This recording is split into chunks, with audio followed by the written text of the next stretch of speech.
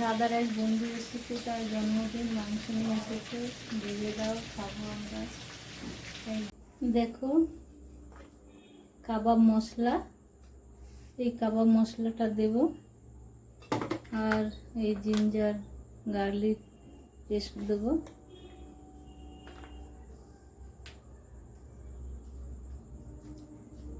অল্পই দেব।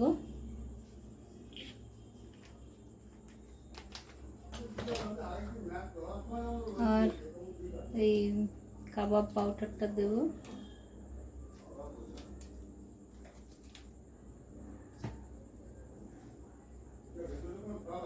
এটা মেখে নেবো ভালো করে।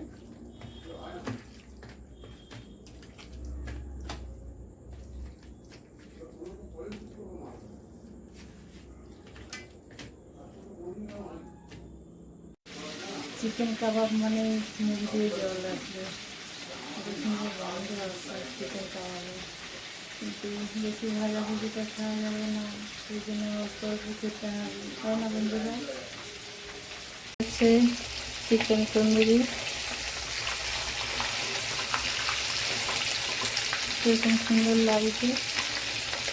ননস্টিকেও করা যায়, কম তেলে, আবার ফাঁকা তেলেও ভাজা যায়, আবার গ্যাসের উপরেও সেঁকা যায় তন্দুরি। কেমন হয়েছে দেখো বন্ধুরা, দেখতে কেমন সুন্দর হয়েছে। এমন করে এই তন্দুরি বানাবে বাড়িতে, ঠিক আছে?